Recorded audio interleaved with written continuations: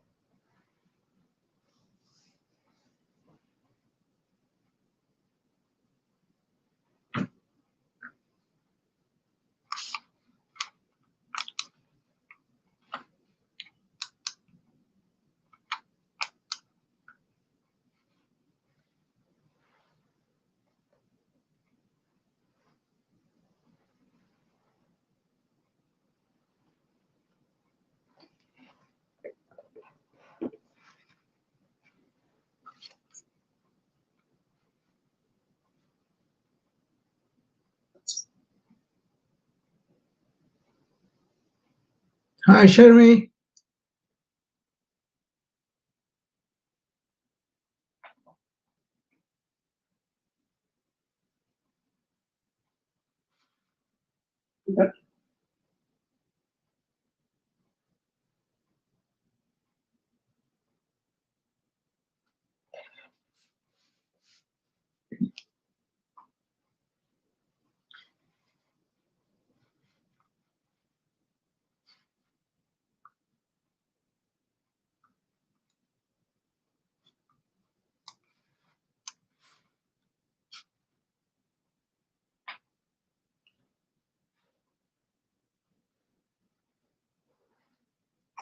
Hello, everybody. Good morning. Happy International Yoga Day. Special day for me. I kind of love the fact that we could celebrate yoga, the lifestyle that can really add to our quality of life in this day and age when we have a lot of stress going around and a lot of burnout, which I see a lot, I wish there was less of reaction, less of stress, less of anguish that people go through to the life. Human life is very valuable for me, Human life is where you kind of celebrate your intelligence, everything, right? So it's a question of understanding that.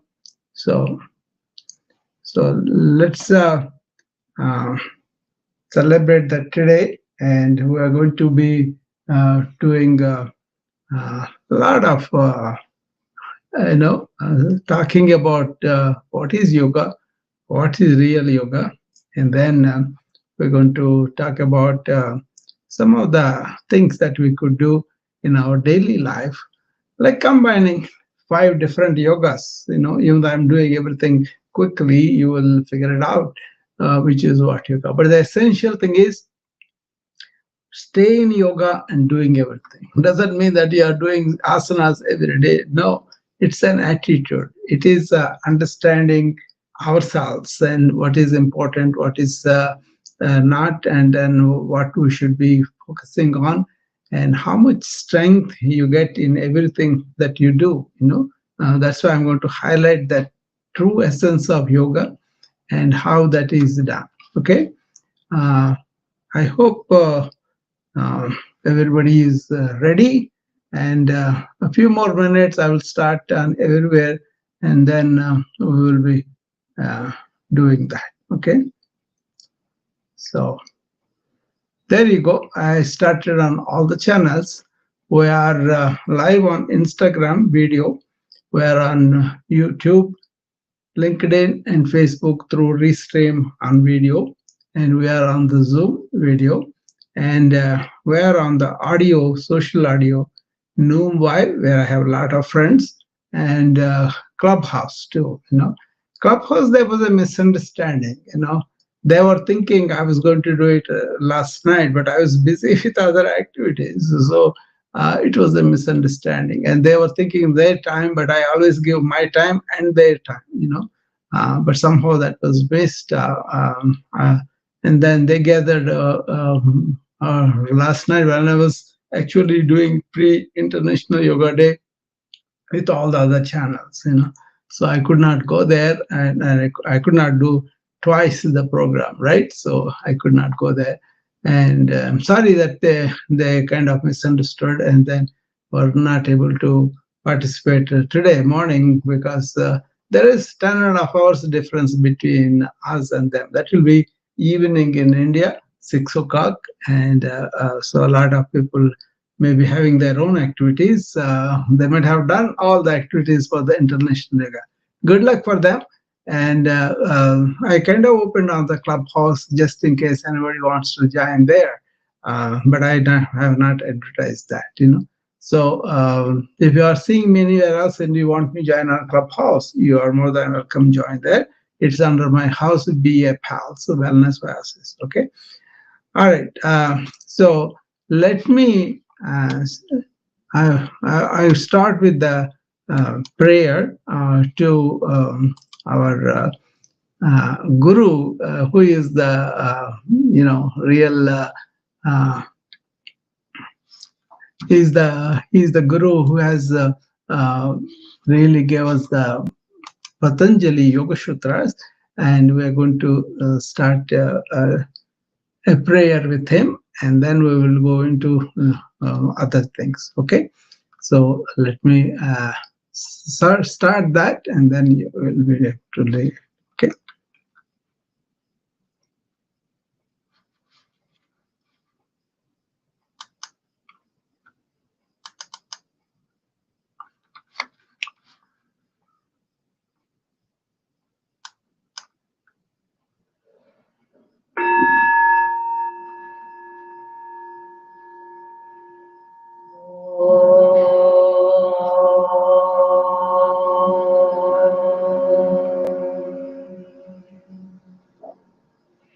Vande Gurunam Charanarvinde. Vande Gurunam Charanarvinde. Sandashita Svatma Sukhavabode. Sandashita Svatma Sukhavabode. Nishreyase Jangalika Yamane. Nishreyase Jangalika Yamane. Samsara Hala Hala Mohashante. Samsara Hala Hala Mohashante. Yogena This is the prayer for Patanjali. Yogena chittasya padena vacham malam sharirasya cha vaidyakena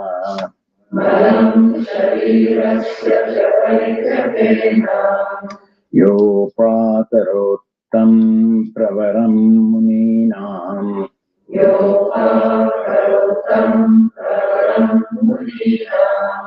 Patanjali Patanjalim Pranjaliranatosmi.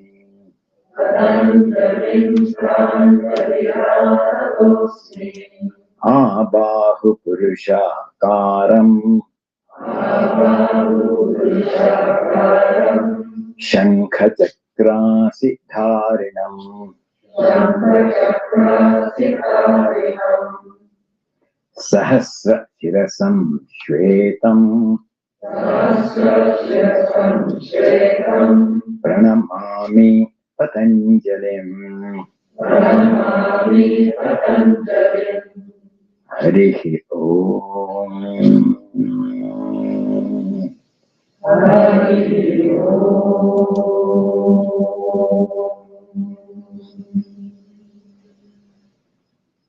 So that is the prayer for Patanjali Yoga.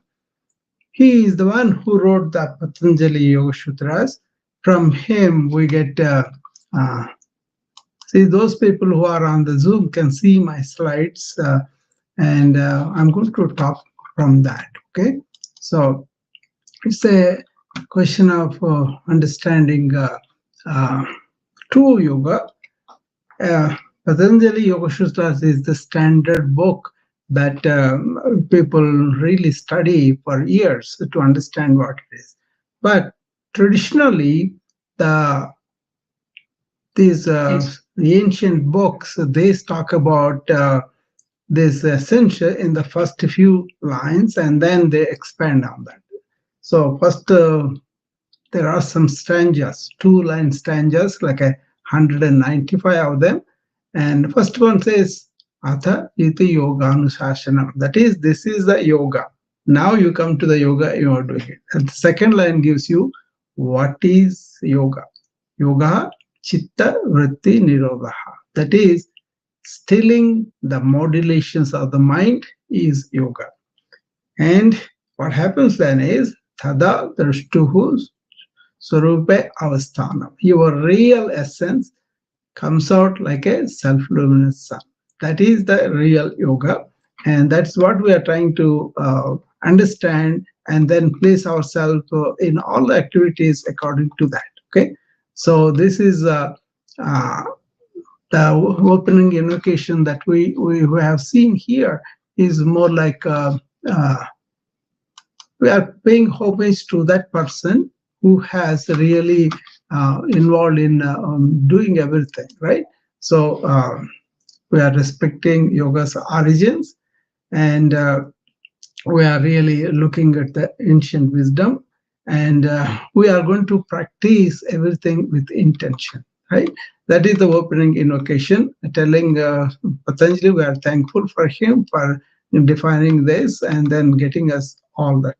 So why International Yoga Day? See, it's like India's gift to the world. So ancient wisdom shared globally, not to convert anybody to any particular religion, but to enhance the quality of life and also deal with inner resilience that comes with practice. Okay, so it's kind of traditionally people thought it is body, breath, mind unity. So that is like reconnecting all the fragmented aspects and also really integrating all humanity into one. We are all one in one wholeness, so we are not separate. We are not individual personas, but we are one presence, one life that is always there with us. Okay, that is what they show. So what is real yoga? That's what I want to contribute this International Day Yoga. It's not just the postures that is there beyond physical movement. It is the mental stillness, calming the thought fluctuations. So that is the yoga, chitta vritti nirodha, Patanjali's definition. And then your real essence come out. That is the main thing. Once you established in your real essence, then you can see the mind modulating, mind going that way and this way, right? You don't want to really, get to that and then make everything your life that way. Okay, so once you understand what is real yoga and what you stilled your daily life, then you will be able to do everything in a yogic way.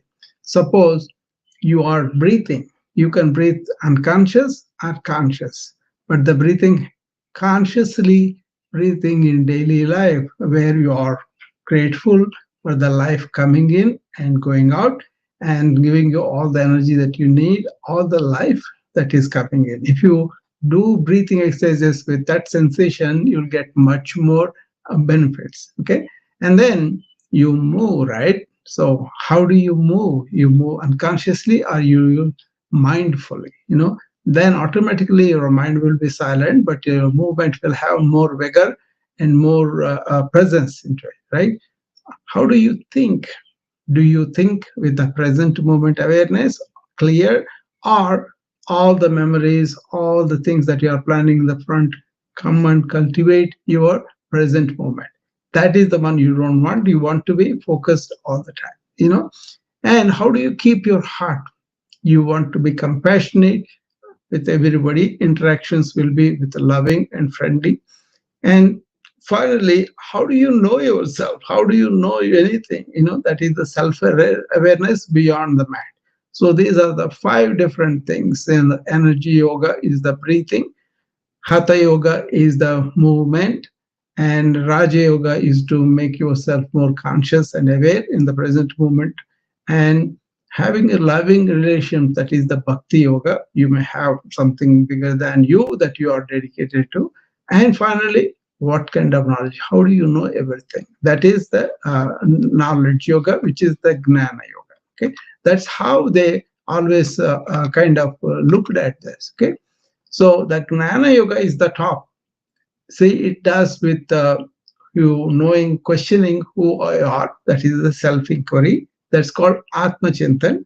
That leads to a lot of clarity, a lot of wisdom and all.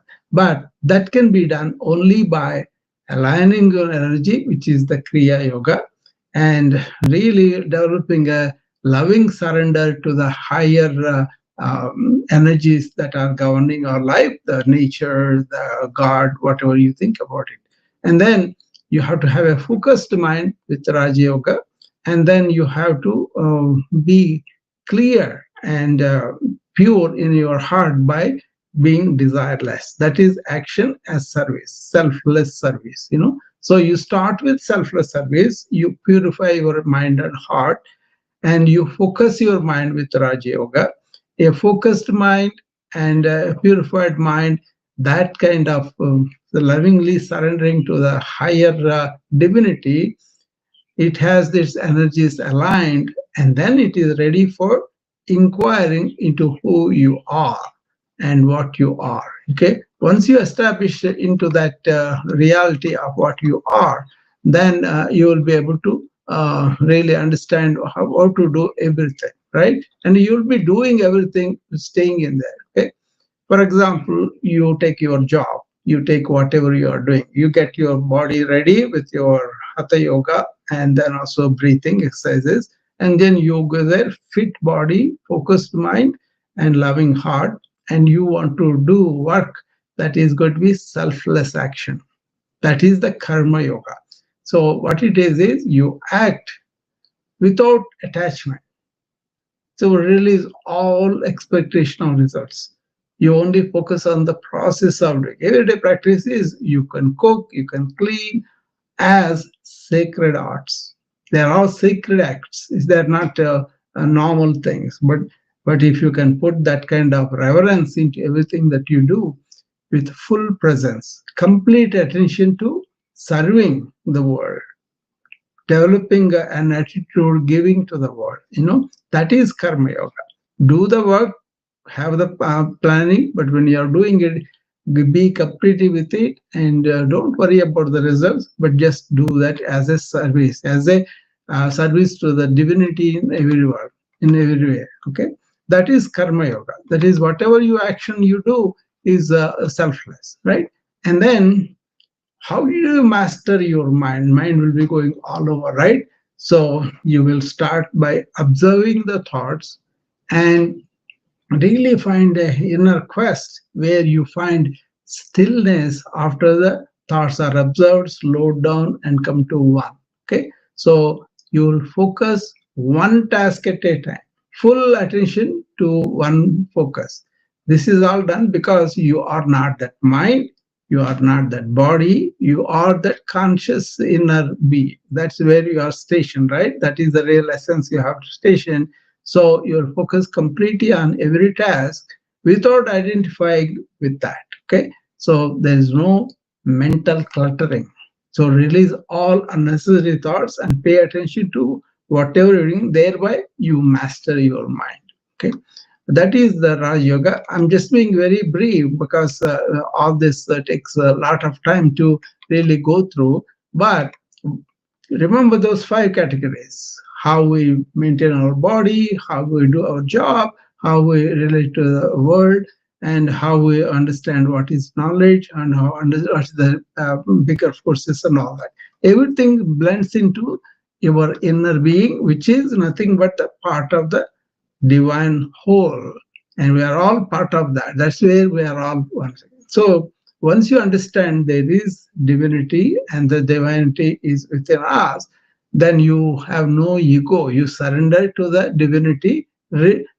All the self-importance is gone.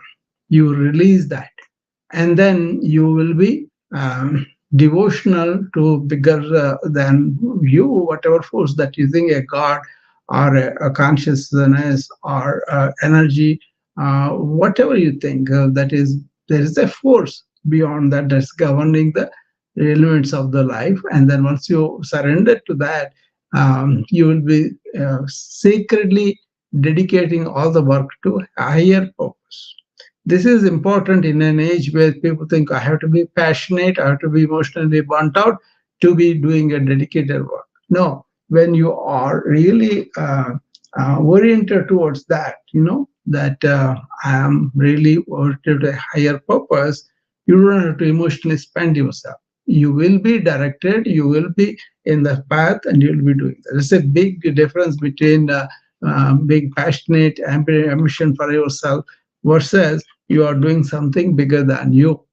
That makes a lot of difference in cleaning up the stress. Okay, and there is a energy in us that we can awaken it by understanding what is pranayama. Prana is the life force. Ayama is extending the life force for a longer time. So deep breathing does that. We can also do sun salutations, and we could do a lot of sequences that are energy practices. And also you can release your inner dirt or selfishness, desires or hatred, whatever, and releasing those blockages and being open to the life, to everybody, everything that's going on with open arms, with the loving energy. Your Kriya Yoga is happening. And that is really cleans up your energy. I'm being pretty brief, as I told you, But then these are the five different yogas. You work, you love, and you maintain your energy, and you work on your body. Four, right? And then fifth one is the knowledge yoga. Okay. So what is knowledge yoga? It is knowledge about your inner self.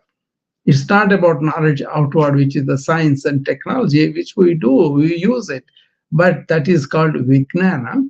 But in inner knowledge about yourself, your tendencies, your attitudes, your impulses, your reactions, all that you observe and then really study yourself, that's called self-knowledge.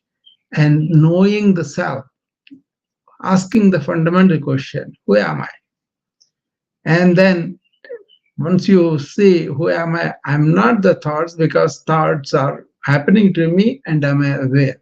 What I'm aware, that knows they are happening to me. That's when you say, okay, there is something in it where the thoughts are happening. So that is the pure awareness, abiding as that conscious self itself. That once you understand I am the pure awareness in which thoughts are happening, you don't be reacting with the thoughts, but you will be observing the thought. It makes a whole lot of difference. That's why to understand ourselves, it's not like a theory. It's not like somebody telling you something and that's it. You got to go inward. That means outwardness is limited and inwardness is more. And you observe the thoughts, you gather all the thoughts, and you come to one thought and you go beyond that thought. That is the pure awareness. Once you are in that, you are pure aware each moment. That is the moment to moment awareness is the real you. And in that, everything else is happening. So you are the sky of awareness in which these clouds of thoughts are happening, emotions are happening. So you can really observe yourself happening that way, and you won't be identifying with the thoughts and emotions and all that. Okay, that is real yoga. Okay, hopefully people were able to do that on their own, but what you can do is daily life of an integrated yogi is he will get up in the morning, he will stretch and breathe and align intention what I'm to do. And this is after you had a restful sleep, right? And then after the morning routine where you are ready for you contributing to the life or working, whatever, and then you go and serve the world with the loving affection and smile in all actions. That is the midday engagement. And then once you are done giving yourself to the world or the activities, you come back, and then in the evening you engage yourself with the inquiry, meditating and releasing all the day, going through all the reactions and dumping them, and then you'll go to restful state. See, this is the daily life where you start in the morning taking care of your body and the energy. There's two yogas are there, and then you kind of cultivate this activity of selfless action that you want to go and serve, and you do that with loving attention and also smiling in all actions. Whether it is loss or win, you will be doing that. And that is where karma yoga comes. That is where all your energy yoga comes again. And that's where your raja yoga comes, because you are focusing on one task at a time, right? And then in the evening, when you come back, you involve in the inquiry, meditation, and releasing all tensions, everything, and going to sleep, sleeping comfortably. That is also the knowledge yoga, because you have done the other three is there, and then the yoga for the body is there, yoga for the energy is the breath is there, yoga for action, the karma yoga is there, yoga for focusing, that is the Raj yoga. All these four are done in the evening.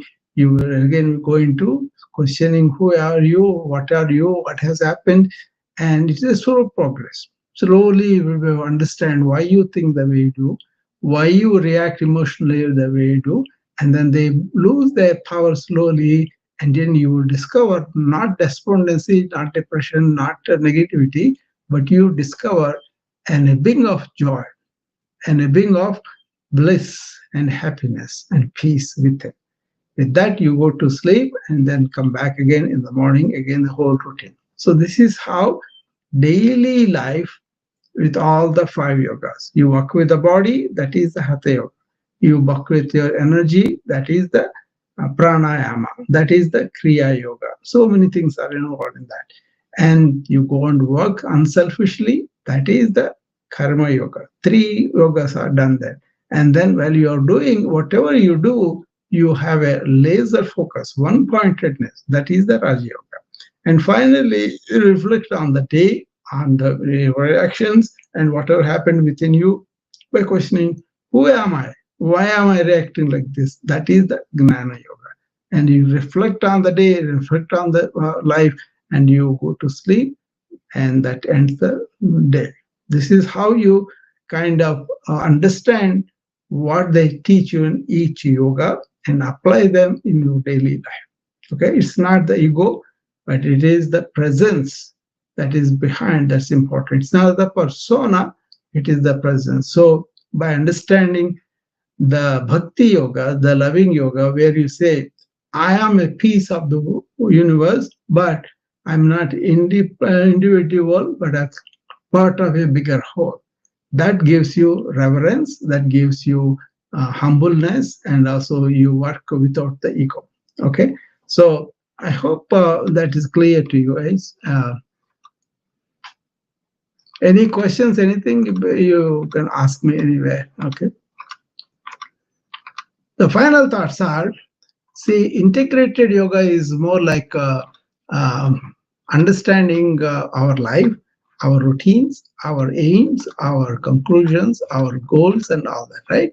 So it's not just a practice, but rather your essence is brought into everything. So every movement of daily life expressed through this integrated yoga, resulting in harmony and wholeness. Okay, so if you can get that, then you have got a very important insight, not a lesson, not a fact or anything, but an insight into who we are, right? And then that will come to you as you return to your inner essence. So it could be today your beginning, and then you can come and join my clubs or anybody who is doing this kind of activities. And then we have a lot of programs that oriented towards this, to inner resilience, inner realization, peace, and joy and happiness within. Once you touch that, you don't need to clamor for it outward. Okay, so I listed my website there, and also on the screen scroll on the YouTube, and everywhere my number and my email, you can join me. But basically, this on this yoga day, I just want to close this presentation. Then we'll do some yoga exercises like we normally do. So that way you will understand. So if you are breathing, breathe in awareness and breathe out in gratitude for the life. Okay. So as we inhale that I am here and now with that sensation, and as you breathe out, like, I'm grateful to have the life, I have these friends, I have this family to celebrate, then the breathing becomes your meditation. You can start there if you are not regularly meditating at all. Okay. So with that, this presentation for what I wanted to say about what is what I have presented to you. Usually, physical health and mental clarity, emotional balance, they all go towards your spiritual growth.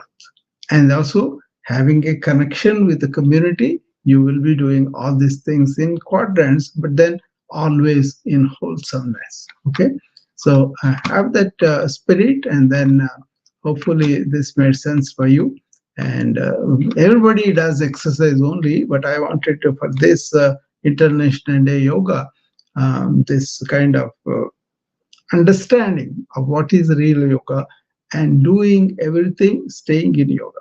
There is a mantra in Bhagavad Gita, it's called Yogastaha Kuru Karmani. First, establish yourself in that real essence of you, and then go out and live your life. Enjoy your body, keep it healthy by Hatha Yoga, and keep it really energized with Kriya Yoga, that's the pranayama and all that. And then go and submit your services selflessly, that becomes the Karma Yoga. Then you are not bothered about you are winning or losing, but you are just delivering whatever you can do out of love for the world, out of love for the divinity and all. That is the Bhakti Yoga. And then you say finally, who am I? What is going on with me? Why am I here? What is going to happen later? All these existential questions will come from your own inner wisdom. That's why you have to turn inward and ask this question and stay with the question and explore by yourself. Don't listen to anybody's statements and then that's it. It is your own inner quest that is important. I hope if you can get that on this International Day Yoga, I am more than happy about it. Okay. So now we can stop this presentation, and then I'm going to do some yoga with you all, and hopefully you will be joining me in doing that. Okay. So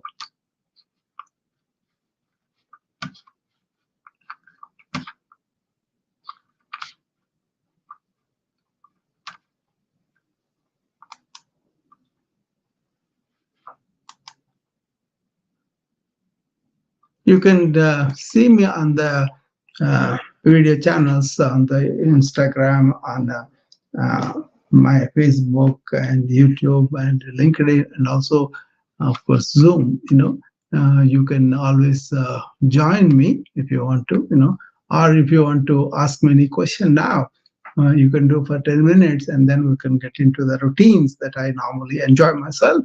And I hope you can also join me with that. Okay. Sharmi, Peter, anything you want to ask me before we go into that?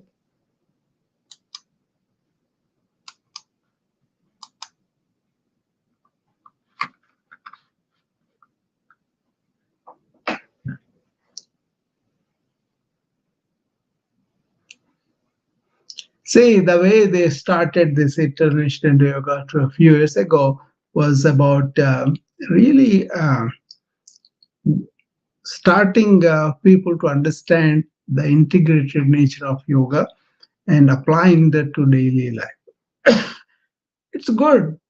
You can remember, celebrate it, but it is about daily practice. So we will start with deep breathing, and as I was sitting down, I will start there, and then I will do the exercises as you go along. Okay. Always sit with your spine straight, and then start with this in the morning. Okay. What I do when I get up in the morning on the edge of the bed itself, I will sit down and take 10 deep breaths with my spine erect. I kind of take deep breaths, closing the mouth, breathing through the nose. Okay, as though you're sucking air from the level of umbilicus and then going into the nose and into the bottom of the lungs. Okay, there diaphragm is pushed down. And as your diaphragm push down, abdomen wall raises. So erect posture, deep breathing, diaphragms going down, and abdomen wall raising. Okay, all this happens. Okay, you be aware of that and be here and now without escaping into the thought world.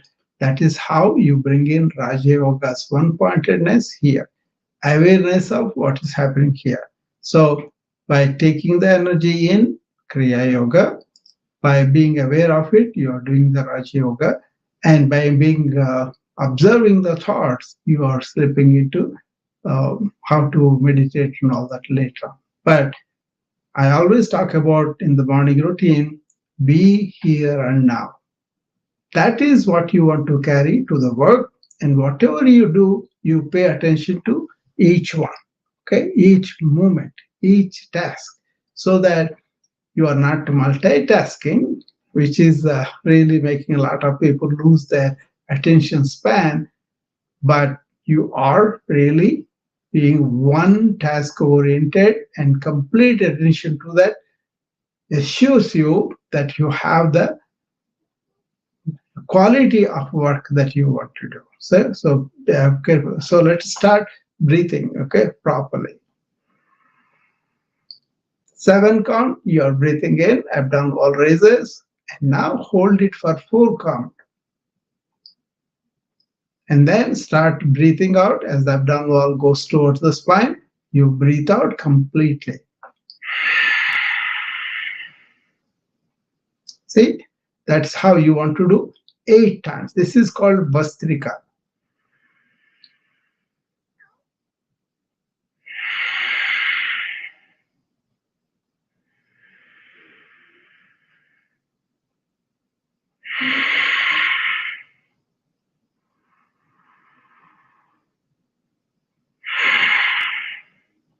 Four done, 4 more to go. Halfway.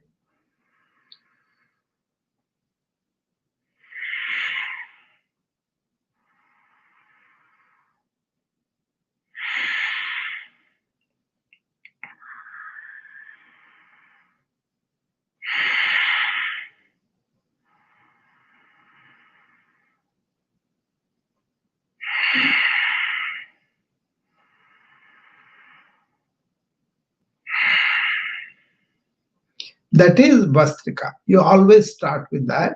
And then two other important breathing exercise I'm going to show you.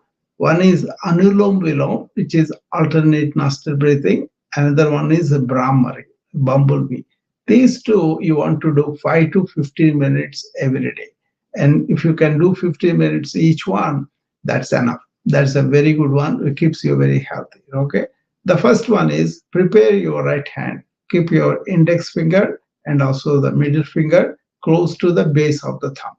And now use the thumb and the ring fingers to close alternate nostrils. Keep your spine straight, neck straight, and now close your mouth and close the right nostril with the thumb gently. And they don't have to push nose all the way, just to close the nostril. And with the open left nostril, take a deep breath now.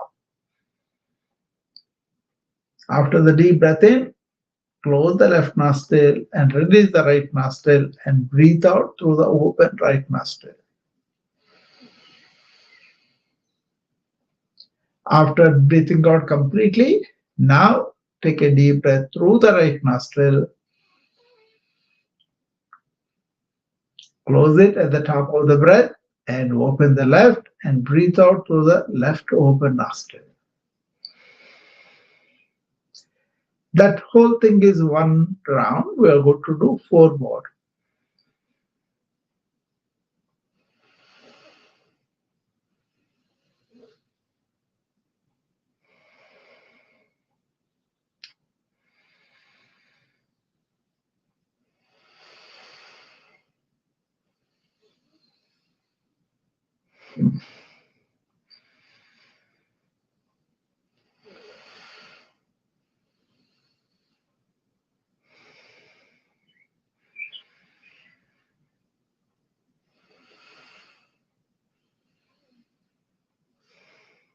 Okay, this is Anulom Vilam, Nadi Shodhana, or alternate nostril breathing.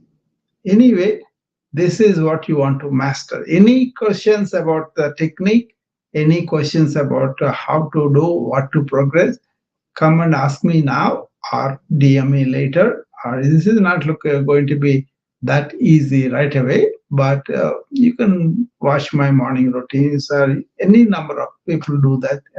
There's a lot of videos on the YouTube. Whatever it is, you master the technique and gradually increase. First day maybe 1 or 2 minutes, then 5 minutes, then 10 minutes, then 15 minutes, and stay there. But each time you do properly, deep inhalation, deep exhalation on both sides. Okay, and now we're going to do the Brahmari, which is the third pranayama we're doing. We're opening up with Vastrika, which I showed you, and after that Anulom Vilom, which is the alternate nostril breathing. Now, for this Brahmari, you want to close your ears with the thumbs. Both thumbs, close both ears gently. And now keep the index finger and middle finger on the top of the forehead. Close your eyes and keep your ring fingers on the closed eyes gently. Let the little finger hang around the mouth. Then close the mouth. And as you take deep breath in and out of the nose, take a deep breath into the nose completely, sucking the air from the level of umbilicus and filling up the lungs. And as you breathe out through the nose, make the humming noise, okay? As though you are a bumblebee, okay?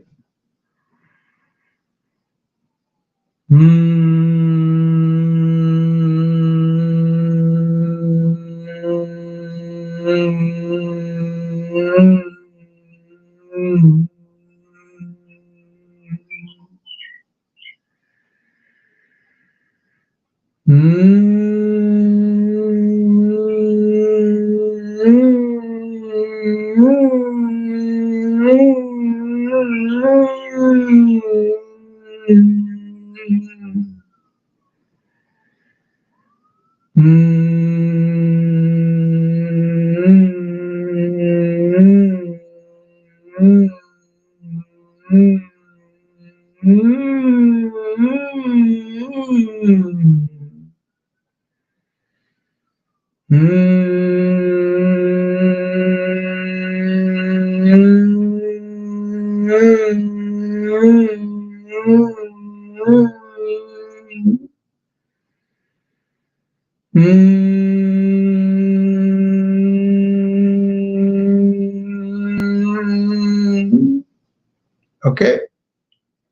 that is the third variety of it which you do now. Okay, that is about the normal bumblebee exercise, which is very good for your throat secretions and also your singing ability, your speaking ability, and lots of things. Okay, so that also stimulates the facial nerve because you are keeping your hands around there, and it does help you with the parasympathetic nervous stimulation of the vagus nerve, and that's why you have a lot of parasympathetic activity, rest and digest, which encounters our normal sympathetic overtone due to or anxiety or fear or fight or flight syndrome. Okay, so deep breathing helps you to be non-reactive and to be responding to things without the reaction. Lots of times it is the reaction for us that causes inner turmoil, that causes a lot of problems outward. We may say something, we may spurt out something that's not going to be appreciated by the other people, and we have problems with them. Okay, remember that. Now, now that we have done the prayer and also the pranayama, we will do sun salutation. They can be done standing or they can be done sitting down. I'm sitting down. I'm in this my study because of the arrangement that I have here. So I'm going to do sitting sun salutations. All you do is keep your back straight. Keep both your feet completely touching the floor. Okay, clutch the toes, soles, and the heels, the down. Okay, and now raise both your hands all the way up. Okay, as you extend your elbows and palms go up, you take a deep breath in, and now lean back. Lean back as you take the deep breath in. And now breathe out and bring the palms, elbows straight all the way down to the floor. And bend forward at the lumbar spine and bring the spine down towards the floor. And place it on the floor, both hands. And now change the hands from the right hand is on the right foot. It comes to the left foot as you elevate the left hand to the side. And as you breathe out, bring it back down. This time left hand comes to the right foot and right hand goes to the side. And then bring it back. And then as you raise, you clasp both your hands around the right knee and bring it. Okay, breathe out and bring it down. Okay. And then hold on to the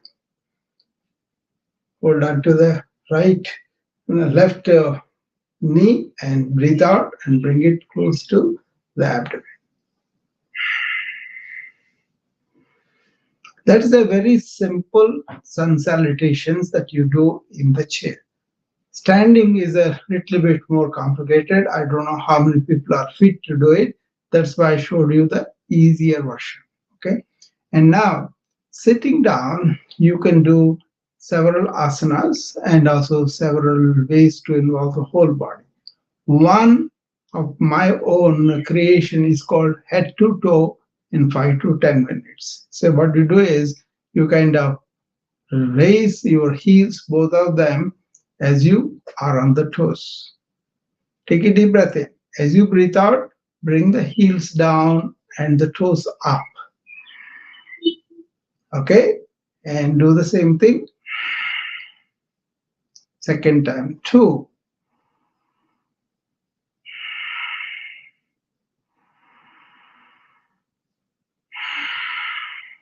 3. You are getting the heels and toes alternately as you breathe in and breathe out. So you are starting from the toes to the ankles to the heels.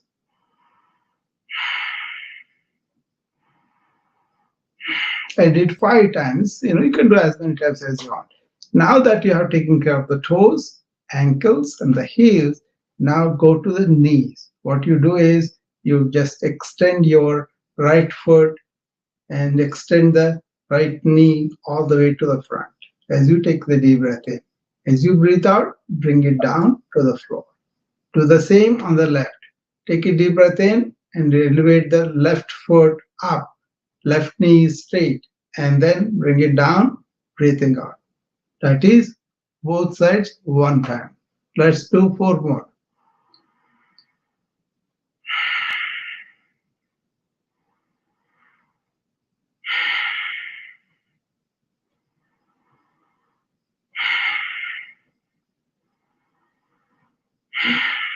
Three done.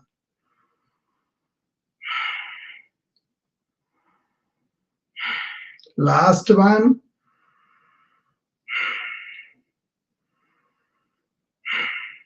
Okay, there you are. So this is for the knees. Now we're going to go to the hip joint. Make a cup with both your hands clasped together and make it around the right knee. As you breathe out, bring the knee touching the abdomen and thigh touching the abdomen. Breathe in, take it down. The same thing you do on the left side.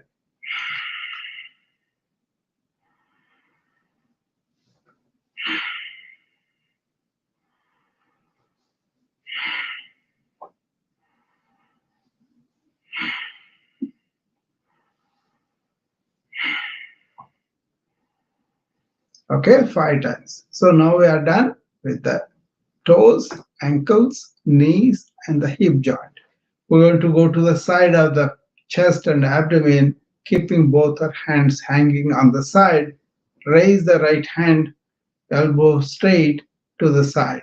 Palm facing down initially, turn the palm upward, and bring the whole right arm to touch the right ear. And now go dip towards the left and try to touch the floor with the left hand as you bend and stretch to the left side. Come back in the middle and change hands and do it in the opposite way too. Let's do 2 more times and then we'll go to the other exercise.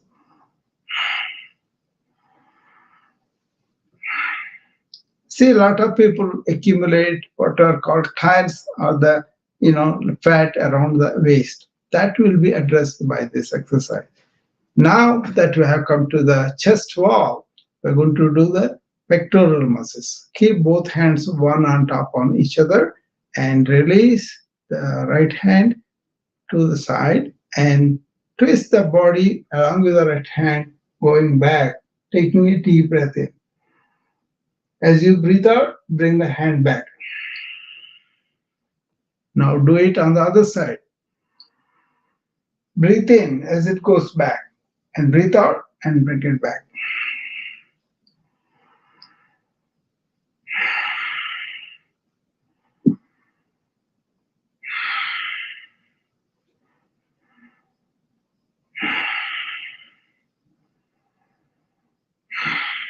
Last one.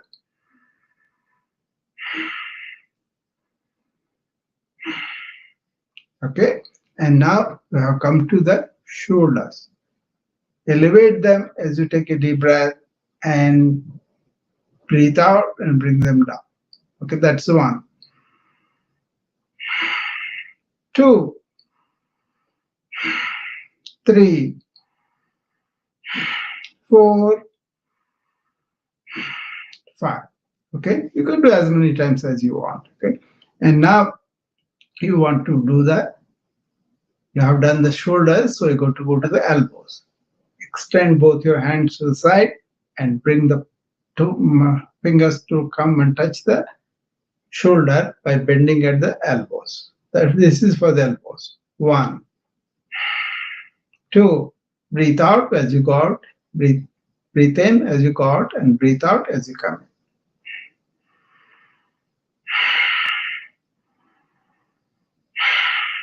I'm keeping it very simple so that people who are new to this, they can get some idea about how to do that and also seek for more understanding and knowledge and technique.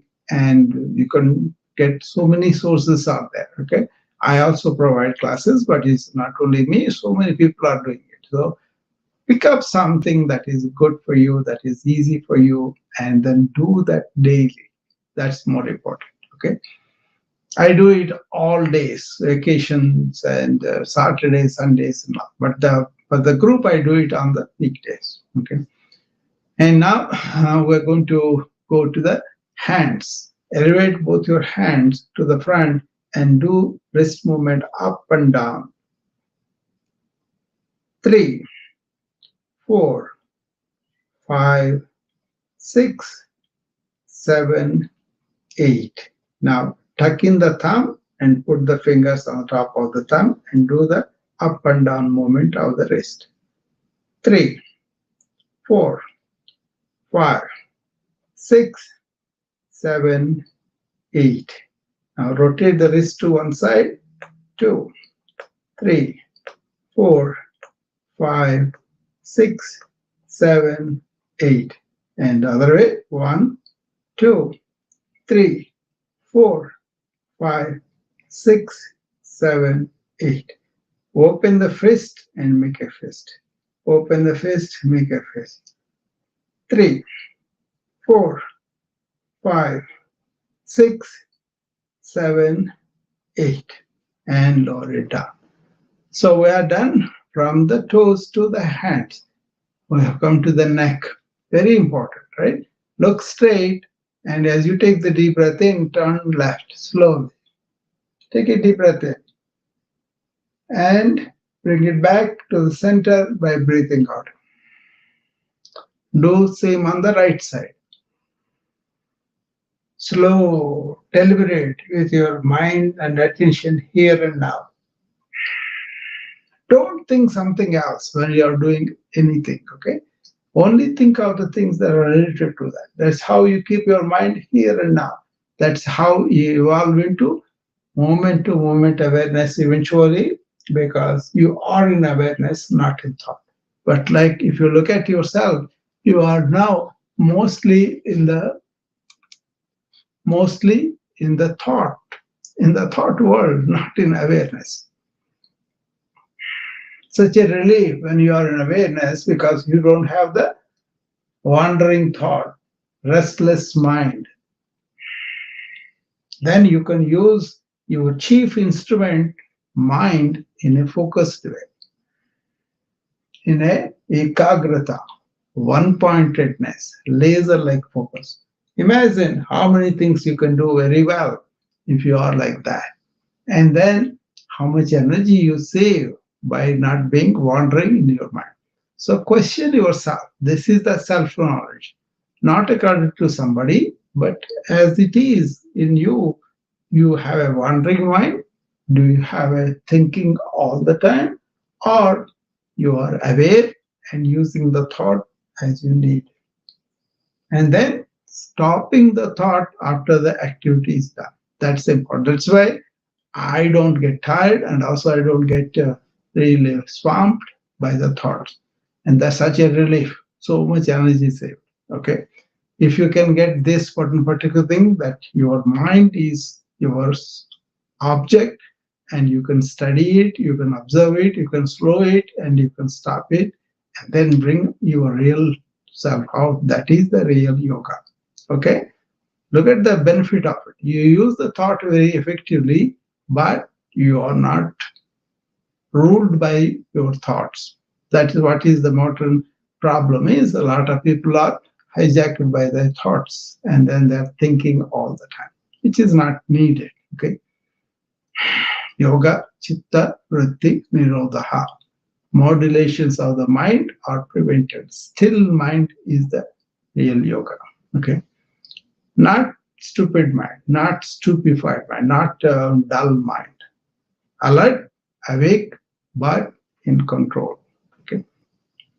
And now we're going to, you can do a number of neck exercises if you want to, that's okay, But to complete this activity routine, we'll go stand up and do some asanas. So that's why before I do that, let me go and put my hand on the right cheek and press the right cheek and release 3 times. And do the same on the left side. See, equanimous, both sides all the time. Like that, equanimous to the victories and losses. Okay? Put both hands on the temples, press and release, press and release, press and release. And come on the forehead and press and release. This will relieve a lot of tension that you have in those muscles. Press on the top of the head and release. And also in the back. Thank you for the people who are appreciating on the noon vibe. I really think you're very, appreciated very much. I want people to get something out of these sessions where they can improve their body, their energy, their focus, and their relationship with the world, and also understand themselves better so that they look for answers inside out. They're all there. Turn inward and find out. Okay? Not according to anybody, but according to what your inner wisdom tells you. All right, now we're going to have done the head to toe, which is a very simple thing. Anybody in any shape, any age, any sex can do that. Okay, so that's why I deliberately kept it simple. So that now we're going to get up and stand and do some exercises standing. Okay, put the chair away and stand with your both feet together, touching each other. Okay, and keeping your hands by the side. And really, this is the samasthiti where you kind of pick up your kneecaps and activate the lower limbs and contract the buttocks and the lower abdomen and square the shoulders. So this is the activation of the whole body. That's why it's called samasthiti, right? And then keep your fingers pointing down and elevate your head and look straight, right? And now raise both hands to the side. We will do what's called Tadasana, okay, reed pose. Palms are facing down, elbows extended to the side, shoulders relaxed. Now turn the palm to the sky and come and meet way above your head. Both hands are clasping together. Now extend the elbows to the sky. See, the pull must come from the legs. So the whole body is activated and then pulled up. And now stretch to the right side. Stretch all the way. 3 breaths. Press your left foot down as you stretch to the right side. And come to the center and do the same thing on the left side.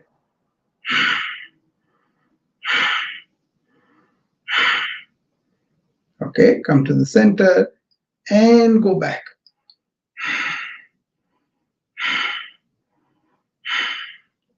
Come to the center and bring the hands down towards the knees and place them on the knees first as you bend forward, and go down as low as you can below the knees without bending the knees.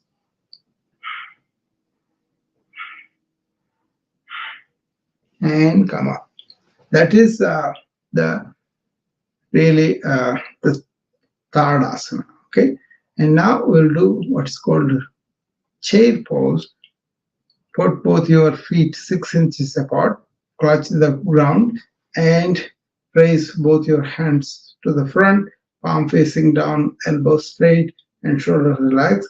Now ease the knees, imagine a chair, and sit on that for 10 breaths.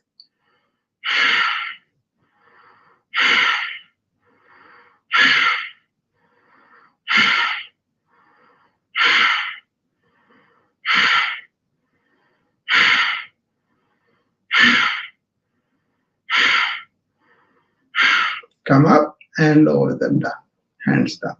So that is the chair pose. You can do several variations on that. And let's do what is called eagle pose, Garuda pose.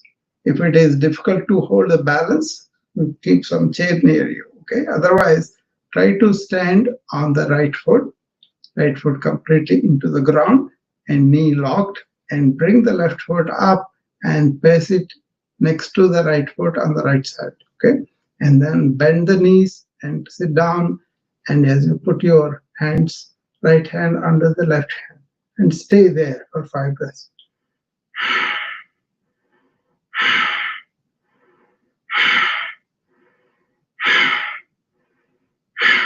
Come up.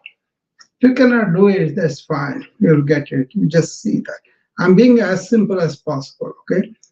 Now, do the other side too. Always do both sides. So this is the body yoga, Hatha yoga, along with the breathing. That is the Kriya yoga, and along with the focus. That is the Raja yoga. And along with reverence to the life. That is the Bhakti yoga. And having the insights of how our body behaving, how our thoughts are behaving, that is the Gnana yoga, self-knowledge, okay? Now stand on the left foot, left knee locked, and bring the right foot next to the left foot and place it on the ground or around the ankle, whatever you can do. Bend the knees and sit down, and this time left hand under the right hand.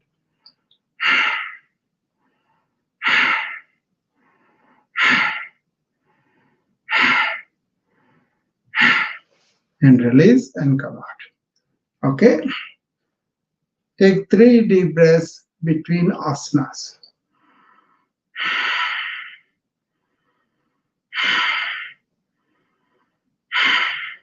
Okay? And now we're going to really do the bird pose in a different way.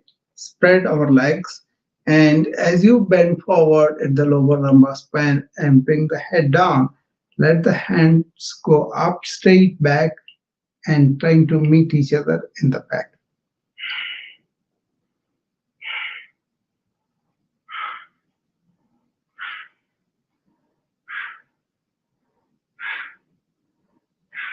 Simple, trying to reach the head to the floor as the hands go up in the back, okay? So the variety of yogasanas are there that it depends upon what your capacity is, how you can do it, and all that, right?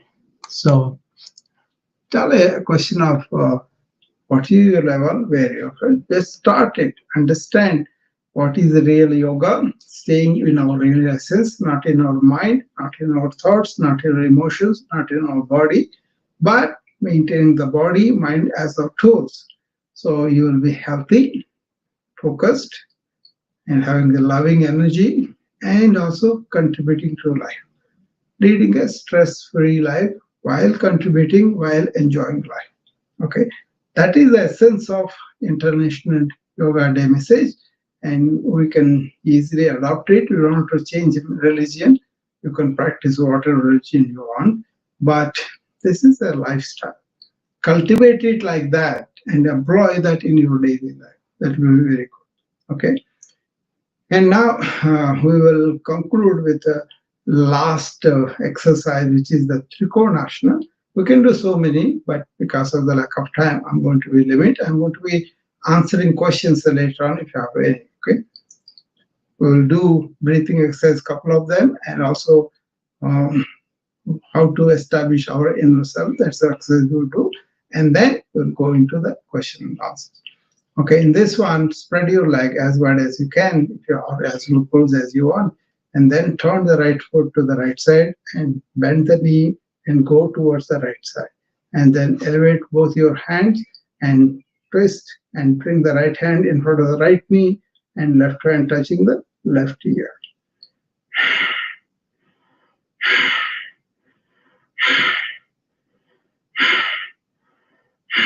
Five.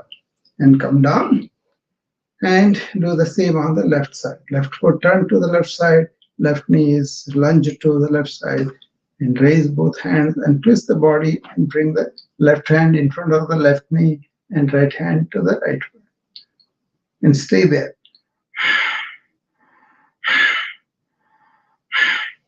And come down, and you're done.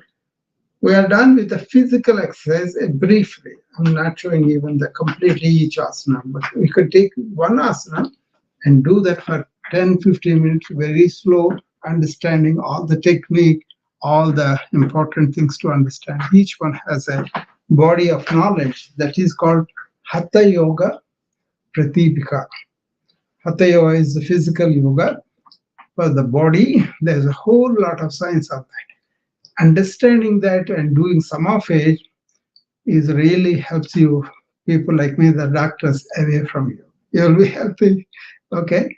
Now, sitting down, I'm going to show you some of the relaxation exercises that we can do.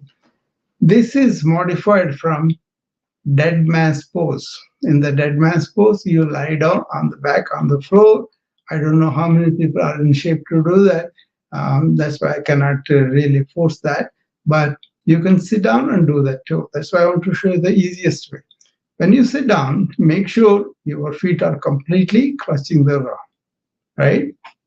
And then you kind of make sure that your relaxed knees, relax thighs, and all that.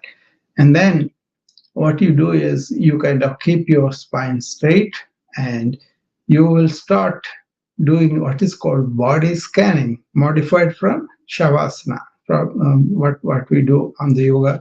After any session, if you do serious yoga, it is recommended that you do this, okay?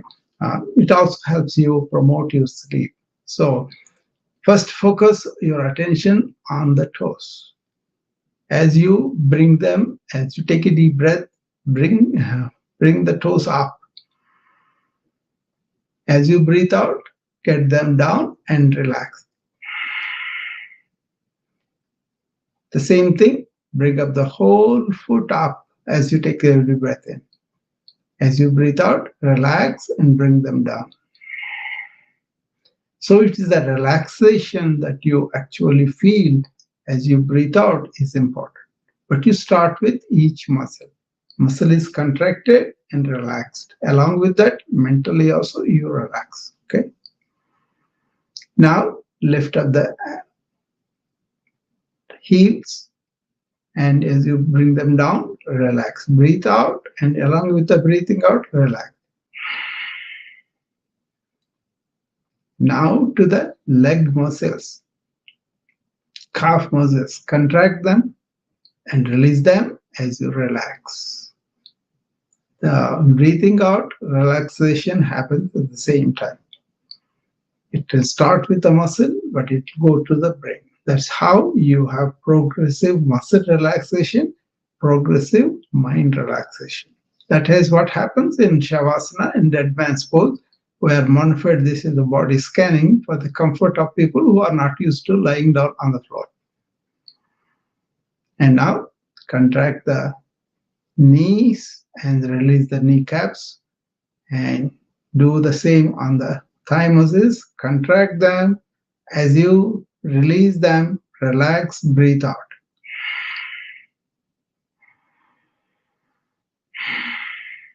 Go to the groin muscles, contract them and release. Go to the lower abdomen, contract and release. Go to the upper abdomen, contract and release. Go to the chest wall muscles, contract and release.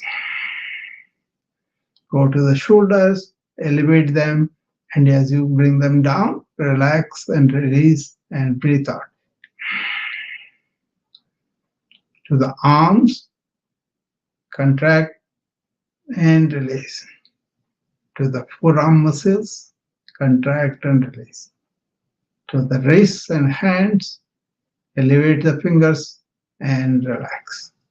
And come to the neck, contract the neck muscles and relax. The same with your jaw.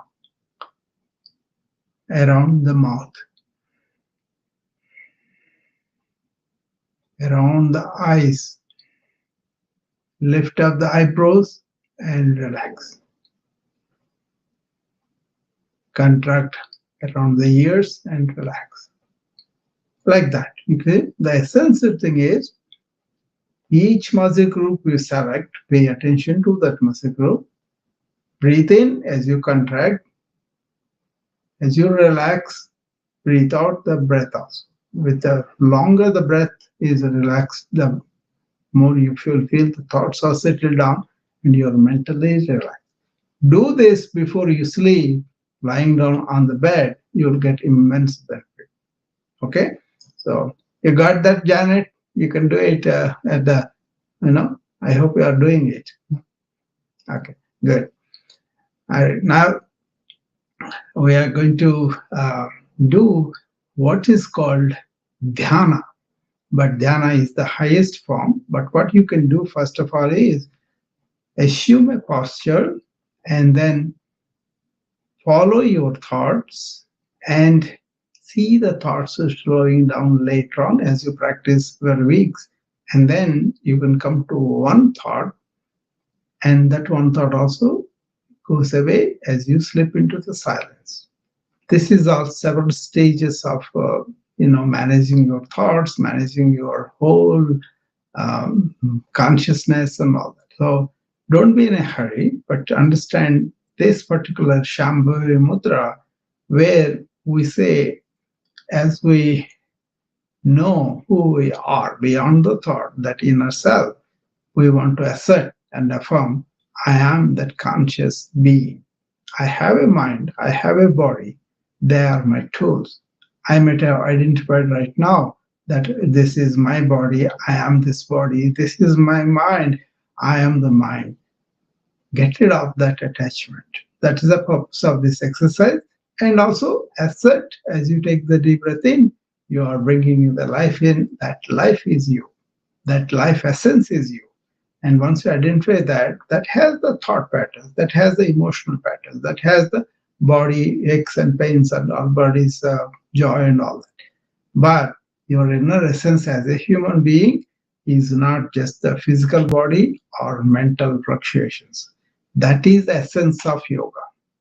Having all those fluctuations of mind have come down, your inner sun-like presence comes out self-luminous.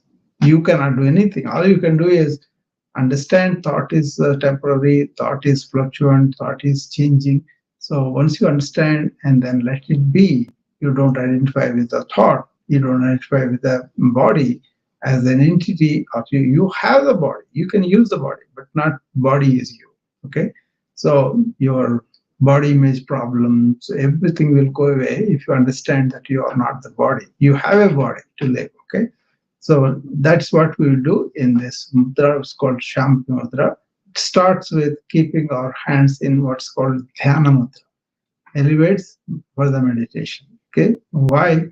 Because the symbolic thing is the thumb is the God and index finger is us, individual person. We are united with that. We are that already, And then all the three doshas we have: Rajas, Tamas, and Sattvic. These three doshas, you go beyond it when you really know you are part of the divine self.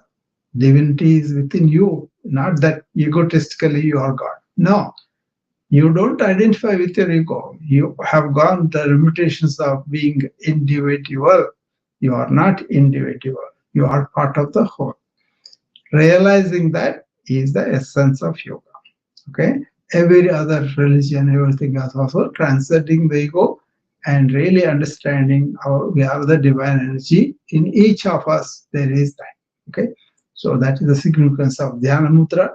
And keep them on the thighs, palms down so that your hands won't ache. And now straighten your spine and tilt your head to the back. Close your eyes, keep the gaze in the middle towards between the eyebrows. Okay, that's where all the major life centers are there. Okay, And now you close your eyes, gaze in the middle, and take deep breaths in and out.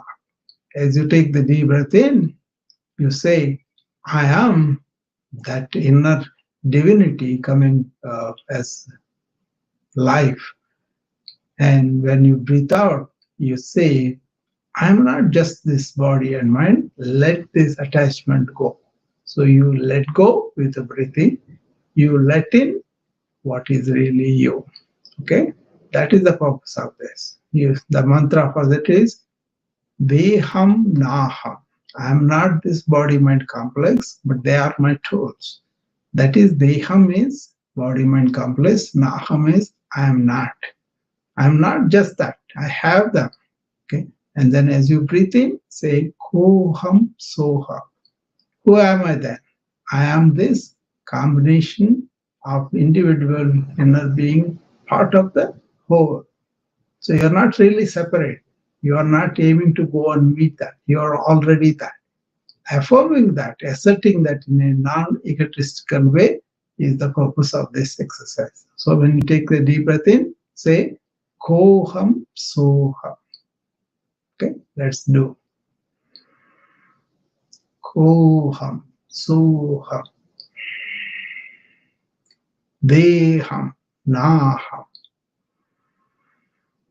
Koham Soham. Deham Naham. Koham Soham. Deham Naham. Koham Soham. Deham Naham. I am the conscious being. I am not just the body or mind, but they are my tools. With that, we are done asserting ourselves who we really are. That is the real yoga. Stopping the chattering mind, understanding the fluctuations of mind, let them be, let them reside in us and calm down. You have a serene, silent mind that allows your inner self show. And once you are in that, you go and do anything in a yogic way. This is the message of the International Day Yoga. Just doing body is okay, healthy for you, but that is very minimal. You have a chattering mind, especially in this information age, and you don't have the peace and quiet of a still mind, and also the inner energy that comes out really helps you to be energetic, to be loving, to be focused, and to be enjoying your life. Hopefully that happens to you. Any questions, anything, you can come up now, or you can DM me, whatever you want to do. Okay, I did my job. I wanted to convey. It's not about how many people are here. It's about what did I convey my job of telling what is real true yoga is, how it can be done in daily life, and how it can improve all our activities with the spirit.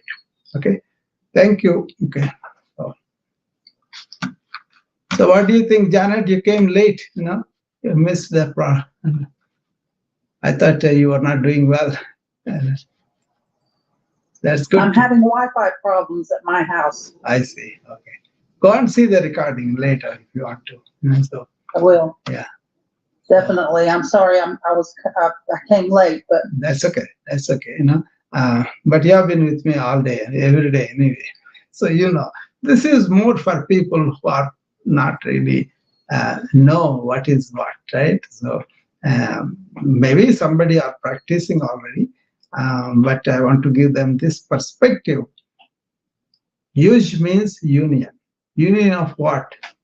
We are part of the divinity. That's already the union is there. We forgot about that. Revisiting that, identifying with that, stationed in that divine self of ours, that has a body and mind. That is the real yoga is, hopefully that makes sense to people. And this is the time we can engage in conversation. We can talk about things. If you want to come up and ask me, there are 62 people on the new vibe, and then I'm sure some of them will want to come and talk about it. They are more than welcome. So we can engage in half an hour talk if you want to.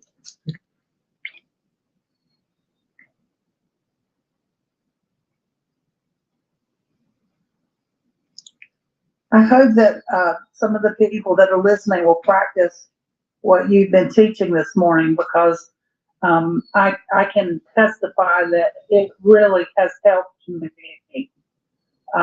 physically and mentally. It's helped me a lot.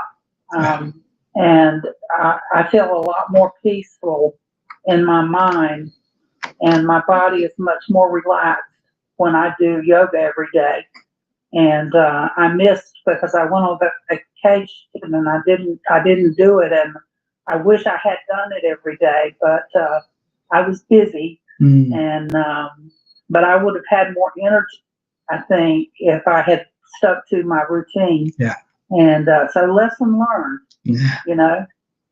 It's a regular routine you cultivate so that you are healthy, energetic, and you're focused, and you don't have the stresses that are pulling you down.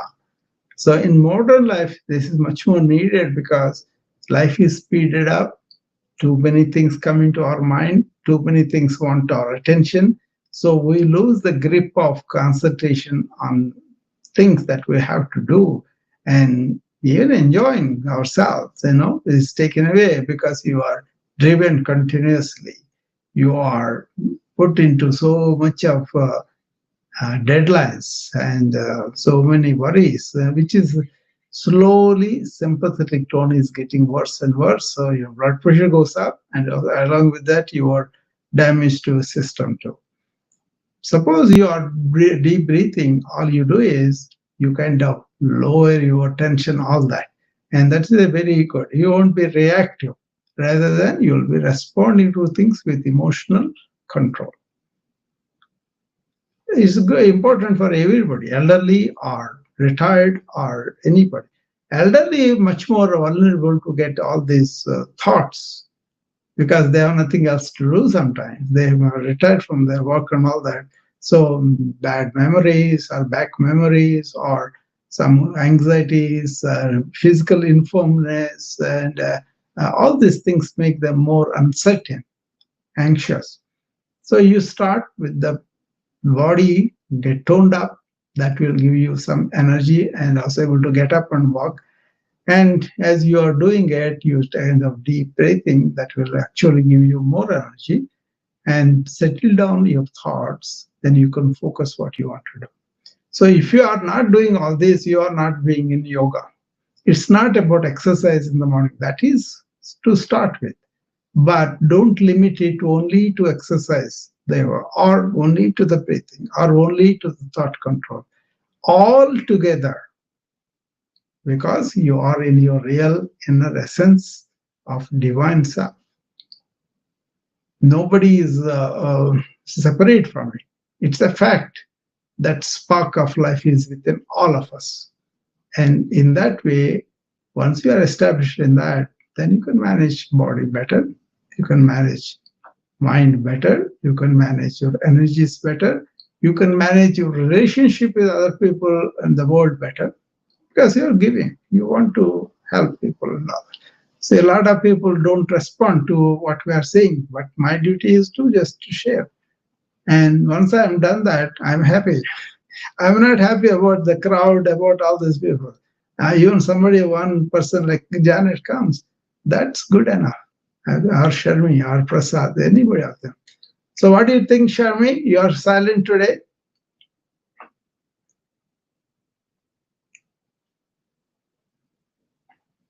I don't know whether she is there or not. Sharmi, you want to? No, I muted usually. Yeah. You're perfectly correct. No, I've been attending your sessions. So. Yeah. Now, how is this session? How do you get the essence of it? Yes, sir. It was really good, wonderful. Yeah.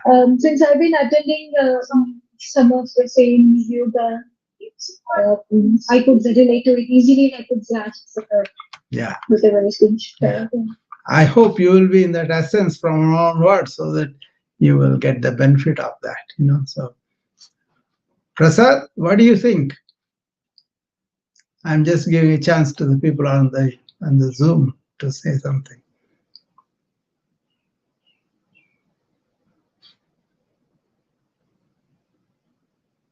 I don't know. Okay, anybody on the Noom Vibe want to come up? And Peter, or I just want. Sorry, Dr. Rao, I'm having tech musing. My screen froze for a sec, so Okay, I was scrambling to hit the microphone. Yeah, I'm feeling happy whenever I'm doing the yoga that you're teaching, and of course, unfortunately, I can attend many of your sessions, but whenever I attend, I feel refreshed, and I feel new energy in me, including how I think, etc. So this is an overall well connection between myself, soul, and the physical living. So thank you for your great support here. Once you understand who you are, you don't have to attend any of the classes or anything, but you have to, if you need take a company, like some support, some questions and all, that's fine. But otherwise, it is how you lead your regular life using all these 5 yogas, understanding them. That's all that is needed. It's not the personal emulation or me only doing, that's not the intention. The intention is get the yoga as a part of our daily life, where we are not egotistical, we are not restless, we are not all sorts of stressful living that is going on, and people are developing illnesses too. And then I always say I'm 70, but I don't use any medications. That's not an egotistical statement, it's a factual statement. You can be that too. If you are already that, congratulations.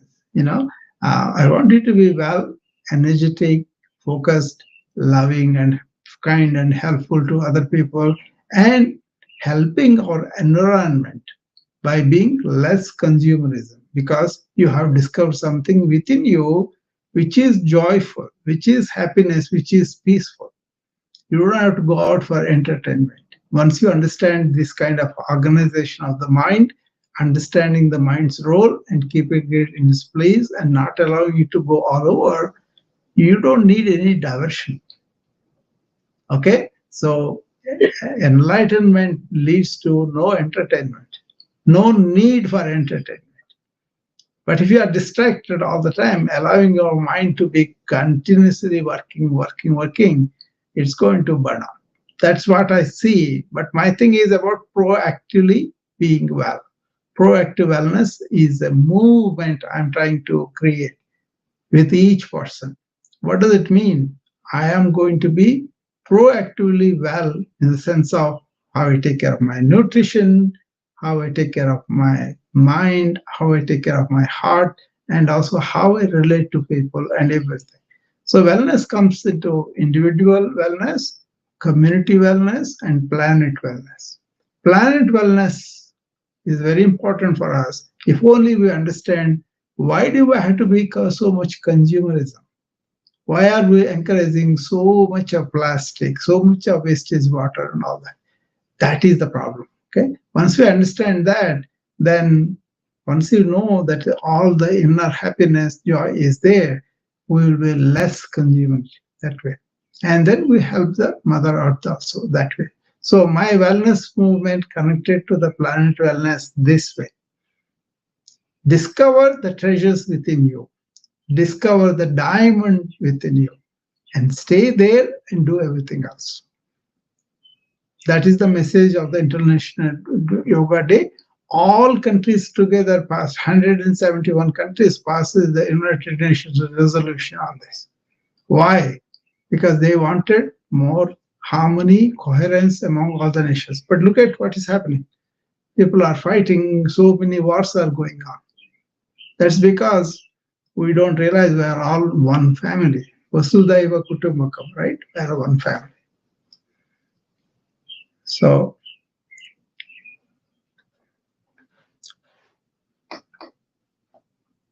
I keep on asking people, have any questions or anything you want to talk about? I wish you are more enthusiastic and come up.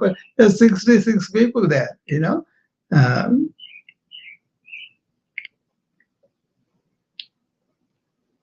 If you don't take So it, I totally agree with you. Can I say something off of this thing, perhaps related to this also, what I did today?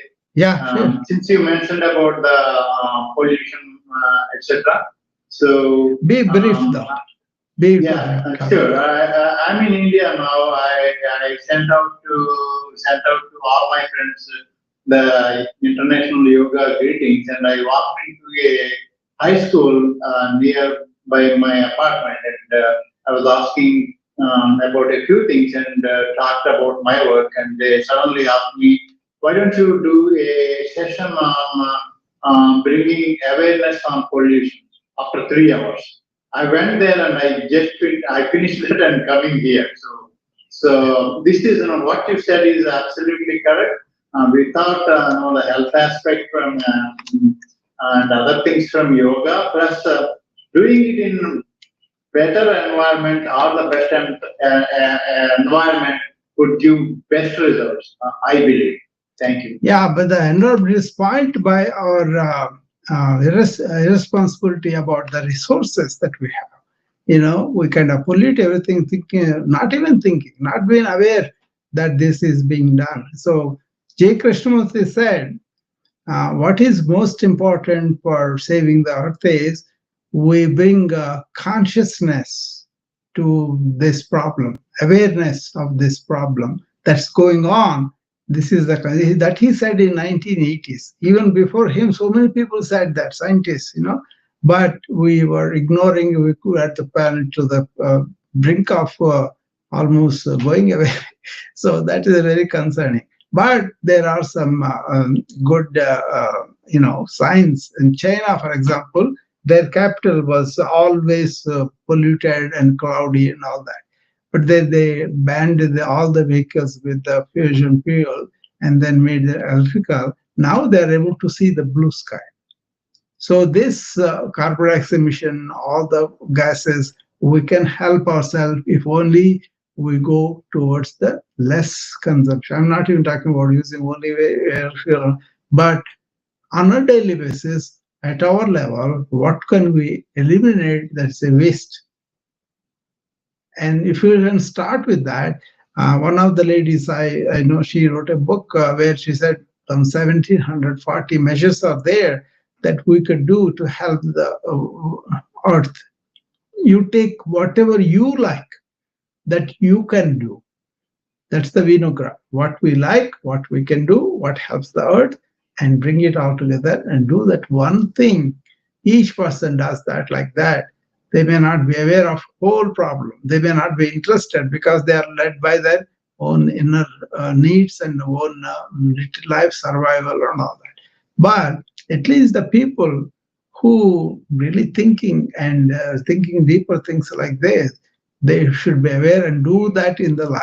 Not just to preach only, but to do that in their life and then talk about it. You know, once you do that, that's what I'm saying. I do this yoga thing I talked about. I stay, in the sense, by the help of Ramana Maharshi saying, you say, one's attention has always to be poised on one's inner biggest self. Not the ego, not the persona, but in the presence. If you are in the presence all the time, then you are in your real inner being, real inner essence that uses the thought, that uses the body. Then you can maintain the body better. You can do, that is my thing. You know, I do that. I'm telling you all to do that too. So I thought people will have so many questions on this whole program. Either they have not understood it or they understood it so well they don't have to have anything. Okay?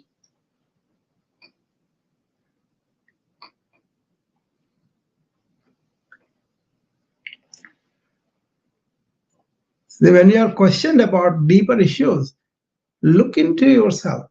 Do I have the questions by myself or do I not? Just because you don't have doesn't mean you are a lesser person. You may be aware of them now, and you may be having your own doubts, your own things. Okay. Hi, Peter. How are you? I'm doing good. Thank you for this. You know, and as you're talking, I'm thinking about how, for me, it's just the present moment awareness. It's really helped me, like in my vocation, like listening to people instead of just listening to a little bit of what they're saying and trying to offer a solution. Yeah. Like hearing them out, being in the moment. I practice deep breathing as they're speaking when it's not my turn. Mm. So and it's really been able to help me. And that's happened in the last. Just a reminder. Alexa reminded me that's happened really since January when you brought that to me as a concept. Yeah. It's really helped me, and it's lowered my stress tremendously. See, an important thing I'm going to tell you, Peter, for everybody else also to understand. See, when Peter is encountering, he helps with people with addiction, right? And then a person comes with that kind of problem actually going on in his life, and he comes there. He doesn't need a preaching from Peter. He needs a human being listening to him with some expertise on that field, and then gives them as a sympathetic, friendly tone so that he can. So the moment Peter is a body of knowledge and the expertise and not having that emotional connection with the patient feels that too. But now what he's doing, he's being quiet. Yeah. He is keeping his mind quiet, and he is presenting himself to listen to the person, not to say something, but listen to him. That's what he is talking about. And that works wonders with the patient. This is, we have developed, which is called motivational interviewing. See, the complaint was many of the allopathic doctors are not taking time to listen to the patient. No. They come and they focus on their own way. Oh, what's wrong with you? Oh, okay. Look at my X. Oh, you have pneumonia. I'll give you antibiotic. And they give antibiotic. He treated the illness, but he did not get the patient feel like that he was cared for. Yeah. That's what Peter is saying, that he cares for the patient. He conveys the patient by keeping himself quiet. Yeah. So one of the important things I'm going to point out for your own extending understanding, Peter, is are you thinking or are you perceiving? That's the question everybody has to put ourselves.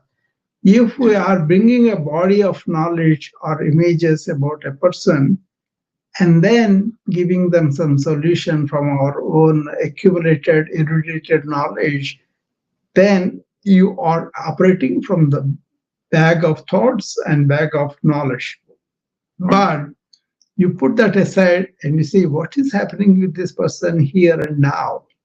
How can I understand this without my baggage? Then you are perceiving the situation. Yeah, that's very important. Yeah, this is a test for us. Self-knowledge comes, not accepting, say, we know about it. It's not knowing about it. Are you allowing it to happen in life? Right. That's a test for you. That's an excellent point, because what I found was, when I was in addiction, almost 12 years ago, I was in so much pain, right? And I was so much suffering. So when I see someone who comes to work with me, I just want to help them. Yeah. And I know the prescription. I know the steps to help them. But that's not what they need right now. I'm going to give that to them. But I want them to know that I'm a safe space, that they're being heard, and there's a connection that's deeper than what we're looking at, and that's the deep connection we're talking about here today. Is what it is Peter, me, and all the people, friends here, everybody has this spark of life. That is common to all of us. And that essence is kind of buried by our talking mind, chattering mind, noisy mind. And the world's noise, we take it in and we allow our mind to be more noisy. Yoga brings you back to that energy. Stationed is that energy in our essence. That is the Soha.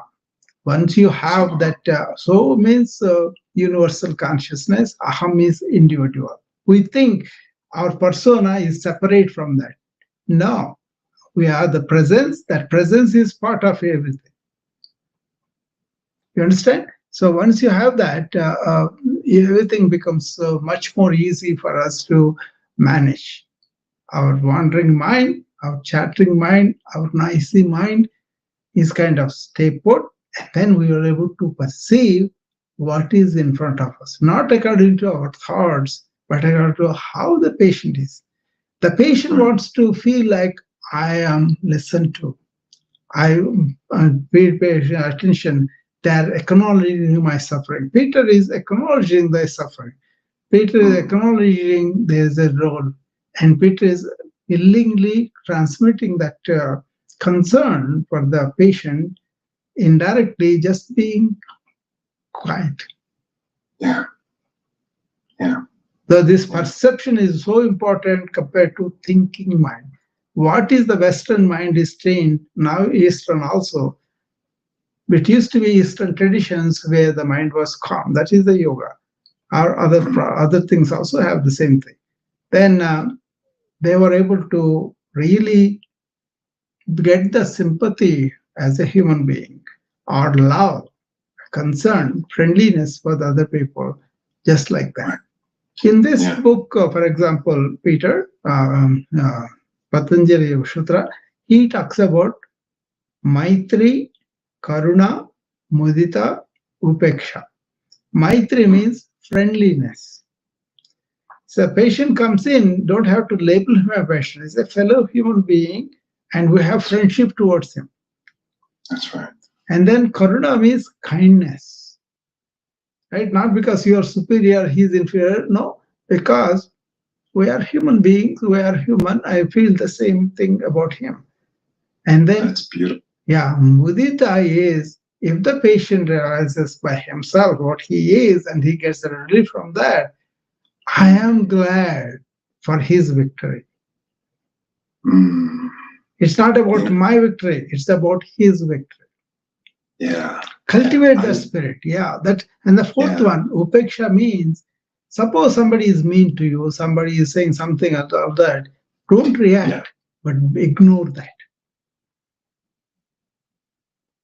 Like this, Patanjali Yosha goes into deep corners of our human mind and then says all those things stilled. That is yoga. And then the still mind allows the sun behind us, behind that, as which is like a cloud, and that chattering mind is a cloud. It goes away. Yeah. And then the real self comes through. You don't have to do anything. It will come through. All you have to do is keep your mind quiet. Right.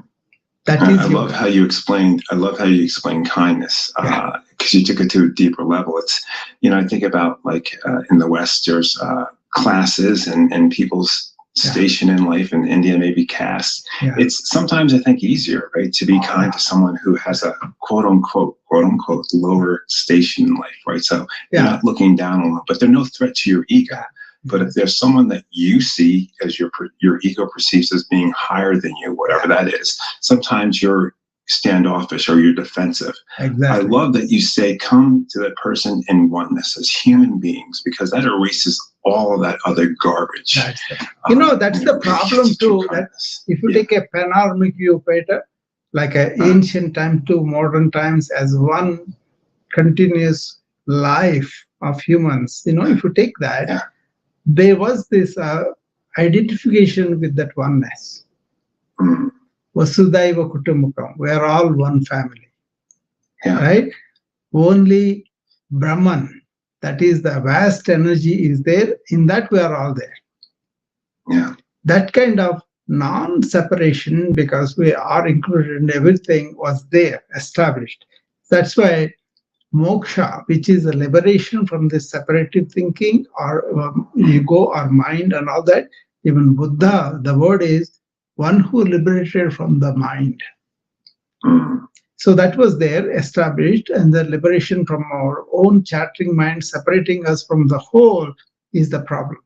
But then West came and introduced this ego and also the prophets.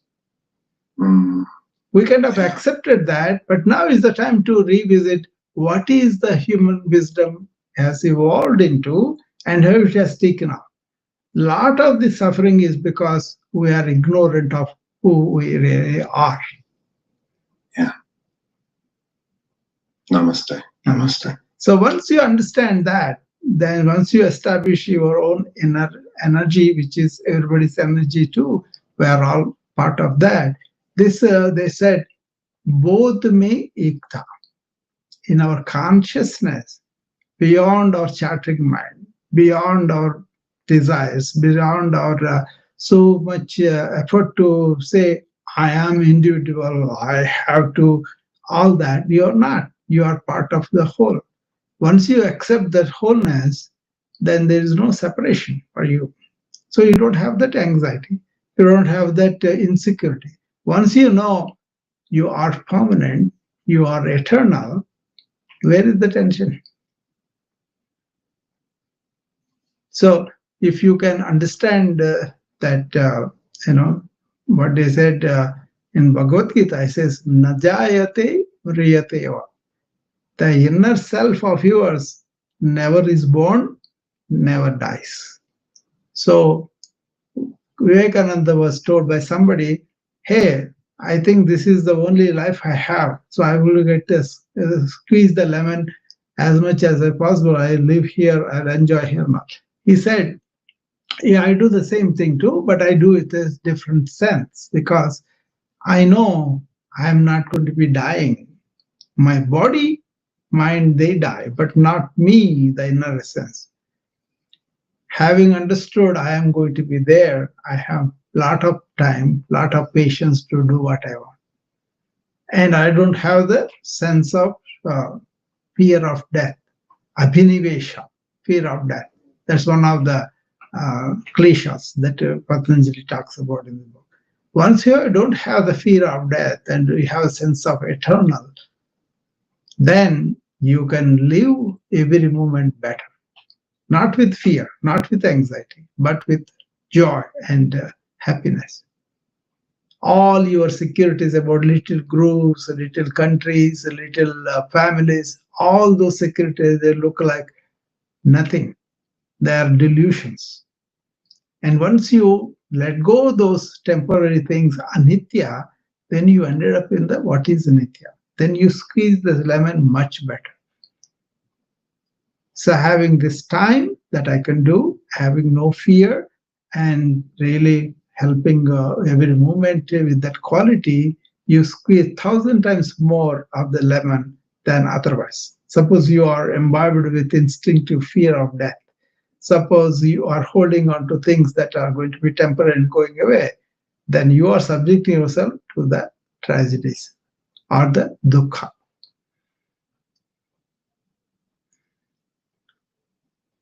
So, anybody else want to come? Only Peter came up, which is usual. I'm happy to see him though. But through him, I can convey some of the things I feel and I kind of understood. This is a long journey, but it can be started with one step wherever you are, and nobody need to be pushing anybody any time, but everybody has their own journey that they have to do, and you just be a friend. That is the Maitri. You be kind. That is because you are all one, and you will be happy for their victories, mudita, and you will ignore any negativity coming your way because it doesn't really matter. You are ended up in your inner diamond, right? So if you can understand what I'm talking about, the inner energy, inner essence, inner diamond, and stay there and do your regular life. In the morning, you get up and do the exercise or activity and all that. That is you can improve that body capacity and all that by following Hatha Yoga, which is the very big science itself by itself. How you can manage your body, your organs, your cellular level, everything is there. Okay. And then as you do that, if you allow the prana, the energy that is going in is maintained very well. You understand the deep breathing benefits and the nervous stability and all that. That is the Kriya Yoga. Lot to do with how you breathe. Just practice deep breathing in the morning, in the evening, in between, whenever you have a choice. I do it in the meetings, I do it in the car, I do it wherever I'm left alone, or I'm there with other people, but they are there minding their own. These people don't talk to each other in the car, so they'll be on their phone, right? So lots of times I'm left alone, so I'll do my own breathing, You can bring in the Kriya Yoga into your daily life, okay? Somebody says something, somebody irritates you, take a deep breath, pause, and then act. Then you won't be impulsive. You won't be saying something out of your inner mechanism that is reacting. Your conditioning that is reacting. You have built up a ego that says, oh, they shouldn't be saying that to me. They should be paying homage to me. No, none of that. Okay. So you won't be reactive, but for your responsibilities, you will be responding. So we covered Hatha Yoga, which is the body, Kriya Yoga, which is the breathing. And then as you are focusing on the brain, on the breath, what is happening? Your mind getting ekagrita, one-pointedness. That is the essence of Raja Yoga, king of yogas, understanding thought, understanding the noise, understanding beyond it, going to the one-pointedness, laser focus. That is possible with the Raja Yoga. Patanjali Yoga Sutra is about that. And then you have understood you are part of the whole. That whole you have devotion to. You are not the big deal. You are part of the whole. Whole is the big deal. God, consciousness, physical energy, whatever you can say, soul, Paramatma, whatever. All that is devotional yoga. That is the Bhakti Yoga. We covered 4. And finally understanding, who am I? What am I? Why am I here? Where am I going? What is this world about? Is there a heaven and hell? These are existential questions. Understanding them by going deep inside and finding out where we are, that is really the big deal. That is the Jnana Yoga. Understanding a world, outside world, everything having science and technology and all that, that's all fine. But to understand yourself, they are not the instruments. They are made up of intellect and senses. They naturally go outward. But how you understand your inner self, inner reality, is by intuition. Keep the mind quiet and intuitively feel what you feel. Because that sixth sense and all that, that's how. That's why Christians said, I am that I am, is better than I am that in ancient India. To understand this. So with that, I think we have done a lot of talking. I don't want to make this as a lecture, but if you are interested, if you are stimulated about this, then ask me questions either here or in my DM, or you can always send me any messages if you want to. Okay? So, last chance for anybody to come up, otherwise we will close the rooms down. And I wish you all the luck to understand all these 5 yogas can be implemented in the daily life. Get up and move. Keep your mind quiet. Breathe deep. And have a devotion to the larger entity that we are part of. And question yourself inside. Don't have to answer to anybody. But for your own, are you egotistical? Are you doing with that ego? And that gets a lot of suffering down the line. Or are you part of the whole and then acting? Find out. That is the knowledge yoga. Body yoga, Hatha yoga, right? And breath is the Kriya yoga. Work is the Karma Yoga. Devotion to the whole, Bhakti Yoga. Finding out who we are, what we are, after our mind is quiet. That is yoga. Yoga, chitta, vritti, nirodha. Tada drashtu sarupe avasthana. A still mind takes away the wheel of ignorance from the real inner essence of us, which comes out like a self-luminous sun. Hope that happens to you, and then you can enjoy being in the state of yoga and do your life beautifully. Namaste, and have a rest of the International Yoga Day in a fruitful way. Reflect on this. Go investigate this. Find out the truth about it, and then if you find the truth, allow that to operate in your life. Thank you. Okay, Prasad, I'll see you then, okay? Janet, thanks for being here. I'll see you there. Bye.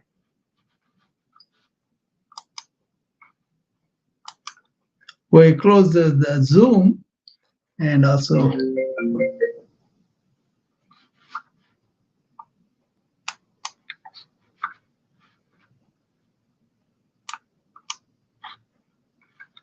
okay. Now